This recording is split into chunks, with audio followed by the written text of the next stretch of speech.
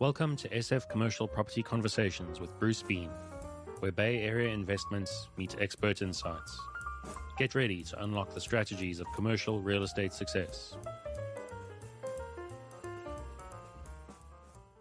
So, good afternoon, everyone. This is Bruce Bean, and I'm here with Jeff Lowenstein from the Independent Exchange Services, which is a 1031 group. So, Jeff, it'd be great to know a little bit about your background and what you did and how you got here. Sure. Thanks, Bruce. Thanks for having me. Independent Exchange Services, we've been around since 1980, really was the start of the modern, what they call the modern 1031, the Starker case. And so we are considered either the oldest or the second oldest qualified intermediary in the United States. So we've been doing this a long time. I've been working with them for about 5 years now. And prior to that, I was working in the kind of the real estate housing market. So kind of similar, just a adjacent kind of industry. And I went to Santa Clara University, stayed local, local. I lived, San Mateo, and was an econ major. Really enjoyed the business side of things, and I really enjoy, making a business transaction happen, and that's really a 1031 is making a business transaction happen. And so it's for been those a lot of that fun for don't me. really know what a 1031 exchange is, can you just kind of briefly go through that? Sure, absolutely. Yeah, it's when someone has investment property and they're looking to, most of the time, what our clients are looking to do is go from a good property that they have to a great property. So they own a single family home and they've had it for a long time and they built up a tremendous amount of capital gains. Well, if they sold that directly, they would pay a lot of capital gains on it. So if they take that investment property and they do a 1031, which is basically, it's similar to like selling their property, but they just get us involved as part of the escrow. And then instead of the funds, once this house is sold, the funds don't go to them, the funds come to us. And then we hold the funds for them. And then they have a time period of 45 days to identify where they want to go. A lot of our clients know where they want to go or what property they want to buy. That's called their replacement property. The property they sold is called their relinquished property. And so they basically have 45 days to identify a property or properties they may want to buy. And then along the same timeline, they have 180 days to complete the transaction and make the purchase happen, whether it's with one property or two properties. You can turn a single family home into an apartment complex, or you could have it become a industrial property. You could buy raw land. Really, there's a lot of opportunities as long as it's like kind, where you're doing it for the use and trade or business. So, as long as you're doing, that's one of the key aspects of a 1031 is to do it like kind. So I want to be clear here, just so that people know that you can't take your existing residence that you live in and do this. Correct. That's a great question. No, personal residents have their own exemption for capital gains, and that's called a 121. There is sometimes where some of our clients move out of their personal residence and they rent it out for a certain period of time, at least 24 months, and then they actually can do a partial 1031 on the balance of their capital gains, and then they also use the 121 exemption for the actual capital gains on their personal residence. So they get to use two different aspects to then leverage those funds out of their personal residence if they've been in it for a while. It has to be, they have to live in it. They've had to have lived in it 3 of the last 5 years. So that's why if they move out and rent it for 2 years, basically they can look at doing that. Obviously, they need to work with their tax advisor and make sure everything was set up properly. That's sort of our caveat to everything is that, we're not tax advisors and, the client needs to work with their tax advisor. And we always recommend they do things well in advance. If they're thinking of doing something, have a plan for, 3 to 5 years. Don't just decide today I want to do this and then, tomorrow you start making the change, because that's usually where it's hard for our clients to get the transaction completed or find the replacement property. It's usually good for if you're thinking about a 1031 to think longer term out 3 to 5 years. Yeah, I think most people that are in the commercial real estate world or the multifamily world understand this, but there are a lot of people that hear about a 1031 exchange and they think, oh, okay, I can go do this, or I can take my existing residence and do this and avoid taxation. But that doesn't always work out unless they take time and effort to put it together. So Yeah, I think that's a very critical fact, that this isn't a quick and easy solution necessarily. correct. Yeah, prior planning prevents poor performance, is what we like to say. Yeah, I mean, just like anything in life, if you sometimes there's certain situations you can't avoid them, and you just have to kind of deal with them as you may. But with it, definitely, if you're looking with investment property, you should always be planning, right? You should always be knowing, what am I going to do with this property? Do I want to keep it for another few years? Am I going to do more reinvestment into it? Or, is there a point where I do want to, move on from it? And like I said, most of our clients are looking to go from a good property to a great property. And also most of the time our clients are leveraging up, right? A lot of times they're trying to pull that capital gains, they'll pull that equity out of the property and use it fully to then invest in something where, like I said, go from a single family home to maybe a fourplex, right? And obviously the fourplex, depending upon where you're at, is going to cost more than what your single family home was worth. So what happens when I'm sure you run into this all the time when there's a probate situation. Yeah. We don't bump into probate too much. That's a whole nother, yeah. I mean, it's got to be pretty clear probate when something like that's when a 1031 is gonna happen. So yeah, actually we don't actually bump into probate too much, thank goodness. Oh, that's good. Yeah, because that Yeah. would make it We very complicated, I would think. yeah, we deal with a lot of trusts, a lot of people that have the trust and things like that. But as far as probate, yeah, that doesn't really come up too often. I mean, Well, like I said, I've been doing this for a few years, and I think I've come across it maybe once. oh, that's interesting. Okay, I would have Yeah. thought that would have happened more often, but you're talking about trusts and family trusts and so forth. So did they end up keeping the property in the same name, or what happens in that situation? Yes, that's another good qualification for a 1031. There's really kind of four rules around a 1031. We talked about the like kind, Mm. type of purchase that you gotta, if you're selling for trade or business, and then you're going to purchase for trade or business, which means, it's a business as an investment property, right? When you're talking about, or you could use it for your own business, right? So it could be it's a business as an investment property, or some people use it as their place of business for their business, right? So Ah, that's one thing. The 180 days and the 45 days is another qualification. And then, yeah, as far as like trading, you want to make sure that you're trading into the right property, leveraging. I'm sorry, what was it specifically you asked about? yeah, just that kind of thing about qualifying and so forth. I think there's so many cases where people will come in and think they can do something, but realize that they probably don't match the qualifications. So that's Yeah. always good to kind of clarify exactly what's going on in those situations. And so is there a situation you can talk about where things kind of went awry, that maybe people should avoid this kind of situation? Absolutely. Yeah, probably the biggest pitfall we find, the two time frames, right? The 45 days and 180 days. Those all start from day zero of when your escrow closes on your sale property, or what we call the relinquished property. So if you sell your property, your investment property today, Bruce, and today is day zero, then you start to count your 45 days and your 180 days from today.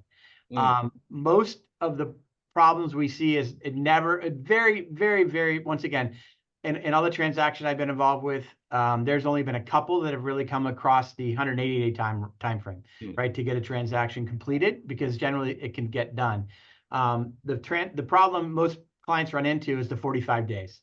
That is sort of the sticking point for most of these transactions. Because that's a very fast time frame, and you don't realize how fast it is until you start the clock and you're on the clock, right? But there are some tips and tricks that our clients can use, and on your side, on the real estate side, that can be used to sort of extend that period, right? There's a couple Ah, of things our clients do. So you can on your sale of your relinquished property, you can work with the buyer to sort of extend that, if you want to extend it, if the buyer is amenable, you can extend that escrow, right? So instead of it being like a 30-day escrow, maybe you want a 60-day escrow, right? Because that gives you 30 extra days when you know you have this thing sold, that you have before your 45 days even start to go look for something, right? To go identify something. So that the extension, so that's one thing that we talk to our clients about, is extending their escrow if they're in a a favorable situation with the buyer. And then also some of our clients, you can actually, a lot of people don't know, you can get into contract on a replacement property. So the property that you want to buy, you can get into contract before you sell or before you even list your relinquished property. So you could, you could be on vacation, Bruce, and you could be in, we talked about New Mexico earlier, and you saw a great house and you said, oh, I think this would be a great place for me to put my investment property. And you know that back in San Mateo, you have a house that you want to sell that's an investment property, and you want to roll it into this New Mexico property. Well, you could get into contract with them and then, once again, put in a big enough deposit and work with them to have a long enough escrow. So that gives you time to come back to San Mateo and put your investment property up for sale and sell it. And then you just roll the funds right into a property that you already have identified. So it basically wipes out all of the pressure of the 45 days. Well, that's not exactly a reverse exchange, No, right? exactly. Close, kind of close. Yeah. So a reverse exchange is a little bit different. That's a great question. So what we've been talking about pretty much up to this point has been a forward exchange, or what we traditionally call a forward exchange, where you sell first and then you buy second. And that, but once again, buying, you just don't close the escrow on your New Mexico property. You wait till your first property closes, then you close the escrow. But if in the other case, if it is a reverse exchange, and let's say you do go on vacation and you're in New Mexico and you see this fantastic opportunity, it's the right building in the right place at the right price, everything. But for whatever reason, the seller wants to close quickly. They want to be done in 15, 30 days, 45 days, let's say max. And that you're going to have to go back and sell 2 or 3 properties, let's say, to buy this one property. So that's going to take you a little bit of time, and you're not going to be able to get it all done in 45 days. So in that case, there is a mechanism called a reverse exchange, which is essentially a parking exercise where we come in and we set up an entity, and then we buy the entity essentially for you through you either funding it with your own cash equity as a loan, or you setting up traditional, a loan with a bank. You go out and we work together. And you're behind the loan, but we're the entity that's buying it. And so we basically hold or park that property for you. And the same time frames apply, the 45 and the 180, that you would have to go back, sell your other properties, and purchase this property back from the entity within 180 days. Oh, that's interesting. I've never done one of those, but I wondered how that worked. So you set up an entity, it basically buys the property, and then you go through the regular exchange situation. Exactly. And the so that essentially too wipes away the 45 days, because you already know where you're going, right? You know the property you're going to be buying into, so that alleviates the 45 days. So when you asked about the biggest problems our clients encounter is definitely the 45 days, and then also the second is funding. Getting the loan. Sometimes those take a lot longer than expected, or sometimes they lose the loan and they have to go, reapply and start over, right? After they've been working on it for 60, 90 days, they have to go start with another lender because they get bumped out. So who ends up monitoring that the 1031 exchange was done correctly? And sure, that's what our job is. Exactly. That's great. That's a perfect lead into one of the other other items as far as documentation and timeline. That's what our job is. That's where a qualified intermediary comes in, and we help you with all of the documentation to get everything set up correctly, and then also all the timelines to make sure you're meeting your 45-day and your 180-day due dates. So that's those are not cumulative. Those are simultaneous. Exactly. Simultaneous. They run. Yep. They run together. Exactly. Yeah. So you can't. But like I said, very few. I've done hundreds of transactions, and I've had maybe 1 or 2 bump up against 180 days, or like maybe two that I can think of and one got closed on like the 179th day, and then the other one it fell out and went past 180 days, so they blew the exchange. But Oh, other wow. than that, really the 180 days doesn't seem to be the problem, doesn't seem to be the issue. Yeah, I mean, that's 6 months. Most people can get things done in 6 months. Yeah. But yeah, the 45 days. And just to be clear, the 45 days is just your identification period. Correct. So you can identify a certain number of properties Correct. in Yeah. that period. There's a few different ways to identify, correct? A couple different methods. There's a 3-property rule where you can list 3 properties, and it could be, one you're really interested, your main target, kind of like applying to college, right? You have your safety schools, and then you have your reach schools. So you may list your target property, and then maybe another backup, and then maybe a third backup, right? Yeah. So it could be 1, 2, 3. What some of our clients also do is they have their target property, then they have a backup, and then their third one, they're listing these things called the Delaware Statutory Trust, which we can expand on a little bit further. And those are, pretty easy investments. They're fractional interests in a property where a landlord is going to going from an active landlord dealing with toilets, trash, and tenants, and they become a passive landlord. They become more of a passive landlord. So they may put that in the third slot because let's say their first property is really what they want and it falls through, whatever reason, it gets sold off to somebody else or they can't negotiate the right price. And then their second property, they say, it's not really the property that I wanted. Then they could go to their third choice of the Delaware Statutory Trust, which is pretty easy to slot in there. And it doesn't necessarily go away that quickly. It doesn't dry up that quickly. So they can slot into that. So in the Delaware Statutory Trust, how do you get your money out of there when if you find another property, say, whatever, 6 months later, can you pull your money out of there? You can. It's a little tricky. All of them are a little bit different. But basically, you'd have to do a 1031 out, if you want to defer the capital gains again. And then you would have to find a buyer that would want to buy whatever Delaware Statutory Trust you have. Oh, I see. There's marketplaces out there and there's brokers that work on that. So it's not like an impossible thing, but it is more challenging to try to get out of it, especially that quickly.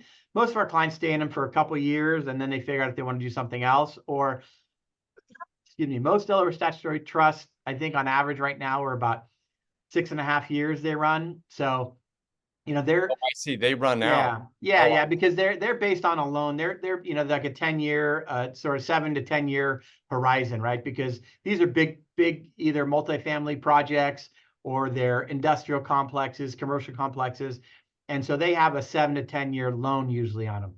And so then you get to the end of the loan, and then you have the sponsor starts to sell out. Correct. The sponsor is going to divest of the property. So then once they start to do that, then you have to get out and roll into something else. Wow. And then you can either roll out and just take your money and cash out and pay the capital gains, or you could do a 1031 and you could go into another DST, or you could 1031 and go back into real property if you want. Wow. Okay. Yeah. So like we have clients right now that are in a self-storage DST. So there's even DSTs for self-storage. There's even farming DSTs that have farmland. And they're actually the self-storage is they're selling off. So our client is rolling out of that and they're going to go into another DST.